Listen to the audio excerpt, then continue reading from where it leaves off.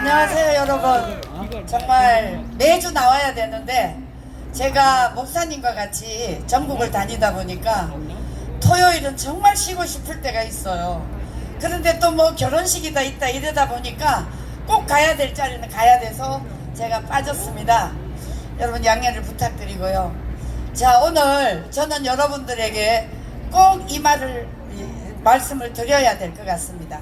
자, 내년 총선에 대한민국의 저 북계와 중공이 우리나라 2024년 4월 10일 선거에 개입을 할까요? 안 할까요? 100% 합니다, 여러분. 왜 할까요, 저들은? 이재명이를 분명히 당선을 시키려고도 물론 하겠지만 중공에 그 엄청난 업무가 있습니다. 그 업무는 뭐냐? 바로 대한민국의 윤석열 대통령이 한미일 동맹을 정말 완벽하게 이 체결을 해놨기 때문에 이것을 가장 허트려야 될 나라가 어떤 나라입니까? 중공입니다, 여러분. 중공은 아마 내년에 윤석열 대통령의 이 200석을 가장 뒤에서 업무로 꾸밀 것이라고 저는 생각합니다.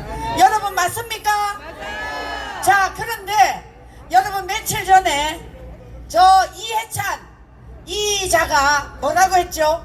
분명히 180석에서 200석이 가능하다는 말을 남겼죠. 자, 여러분 2020년도 4월 10일 그때도 저 주사파 양정철이라는 자가 중국을 왔다 갔다 하면서 정책적으로 협의를 하고 왔습니다. 이것이 여러분 단순한 우리나라와 중국의 관계가 아닙니다, 여러분. 이거를 확실하게 알아야 됩니다. 윤석열 대통령은 이걸 분명히 인식을 해야 돼요. 그냥 뭐 이렇게 해서 내년 총선 200석 될 거다. 천만의 만만의 말씀. 여러분 지금 지난달 우리나라의 전체 대한민국의 컴퓨터가 다운됐죠. 행정부에서 이것을 긴장을 하고 봐야 됩니다. 여러분 왜 이게 다운되는지 우리는 100% 의심을 해야 되는 것입니다. 내년 총선 얘네들이 어떤 업무를 선관위에서 꾸밀지 모릅니다. 그래서 이번에 사전 투표기 이거 또 갈아치우지 않았습니까? 이 갈아치우는 이유도 저는 두 가지로 봅니다. 첫째, 지난 4월 10일 그 전 선거 대선 선거까지 얘네들이 혹시나 부정한 것이 이제 윤석열 대통령이 내년에 만약에 우리가 이길 때는 200석이 됐을 때는 철저히 조사를 하게 될 겁니다. 그래서 이것을 들통 안 나게 하기 위해서 바꿀 수도 있고 아니면 이제 새로운 전법으로 이것을 기계를 교체를 했다고 저는 두 가지 의심을 하는데 여러분 맞습니까? 맞습니다. 운동을 오래 해보면 쟤네들이 딱 움직이면 저거 왜 저렇게 할까? 우리는 이미 감을 잡습니다. 그만큼 여러분 이 운동하는 게 얼마나 힘든지 아십니까? 제가 그 통진당 해산시킬 때 2015년입니다. 여러분 한번 보세요. 띄워주세요. 이거 말고 상복 입은 거, 상복 입고 하는 거, 상복. 자, 여러분 제가 가장 두려워하는 게 뭔지 아십니까? 진정한 대한민국의 야당이 필요합니다. 그리고 좌파들도 필요합니다. 그러나 여러분 우리 자유 대한민국은 분단국가이기 때문에 이 좌파가 그냥 정책에 반대하는 거는 이해할 수가 있습니다. 그러나 그게 아니고 얘네들은 좌파 플러스 이념적으로 국가를 완전히 무너뜨리려고 하기 때문에 이 공산주의를 몰아내야 되는 것입니다. 여러분 그렇지 않습니까? 자, 우리가 통진당 해산시킬 때 그 상복을 헌법재판소에 가서 6개월을 상복을 입고 비가 오나 눈이 오나 가서 집회를 해서 통진당을 해산시켰습니다. 근데 여러분 그 통진당 해산시킨 이 세력들이 지금 2015년 이후 스물 나와가지고 저 이재명이가 당대표가 되니까 저기에 지금 국회의원에 하겠다고 지금 다 들어왔습니다. 여러분 지금 심각합니다. 여러분 이걸 아셔야 돼요. 그러니까 저는 아니까 잠이 안 와요. 왜? 이 새끼만 목에 쳤지. 그 밑에 세력들은 지금 다 대한민국의 잔재 세력으로 좌파 활동을, 주사파 활동을 하고 있는 겁니다. 여러분 이해 가셨습니까? 그래서 지금 전국에 전부 다 빨간 물결을 치고 있고, 이번에 지난달에 여러분 그 통진당 잔재 세력일 겁니다, 분명히. 그런데 충북의 간첩들을 9개월 동안 잡아놨는데 여러분 재판 2번 받고 다 풀어줬습니다. 여러분 이게 지금 대한민국의 사법부가 완전히 저 586 세력들에게 장악을 당하고 있습니다. 저 주사파 일당들은 무서운 존재입니다. 여러분 저는 보이지 않게 분명히 어디에 지령을 받는다고 생각하는데 맞습니까?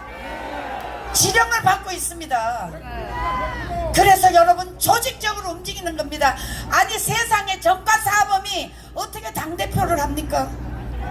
이게 말이 안 됩니다. 자, 그래서 민주당에서 지금 정세균, 김부겸, 이낙연 이 세 사람이 정통 야당을 만약에 창당한다면 우리는 찬성해야 되는 거 아닙니까?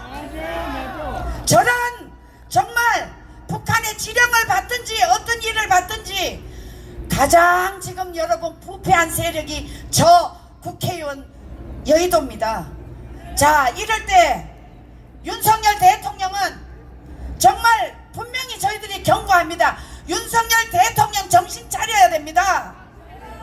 지금 이걸 단순하게 정말 뭐 이렇게 내년 200석 될 것이다. 여러분 우리 정말 정신 바짝 차리고 대통령이 정신을 차려야 됩니다. 언제까지 여러분 우리가 광화문 광장에서 이렇게 도와주고 밀어주는데 왜 저놈들을 고발을 해서 빨리 감옥에 안 집어넣습니까? 그리고 저 선관위를 왜 저대로 내버려 둡니까?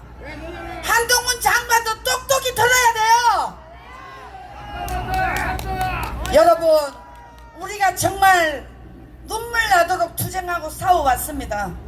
그런데 이 정부가 왜 저렇게 속도가 느린지 여러분 답답하지 않습니까? 정말 화가 납니다. 자, 여러분 여의도에는 길이 없습니다. 여의도 길이 없기 때문에 윤석열 대통령은 새로운 길을 뚫어야 됩니다. 그것은 바로 정계 개편입니다. 여러분 이 정계 개편은 소수 정당을 만들어서 저 민주당 세력들을 소수 정당을 만들어서 완전히 짓밟아놔야 되는 것입니다. 그렇지 않고는 이 나라의 미래가 암울합니다. 여러분 자, 그래서 윤석열 대통령에게 우리 한번 호소합시다. 윤석열 대통령은 내년 총선 되기 전에 반드시 저 선관위를 손을 봐야 되는 것입니다. 선관위를 당장 수사하라! 수사하라!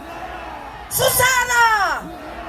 그리고 왜 기계를 또 바꾸는 건지 그것을 철저히 수사하라! 수사하라!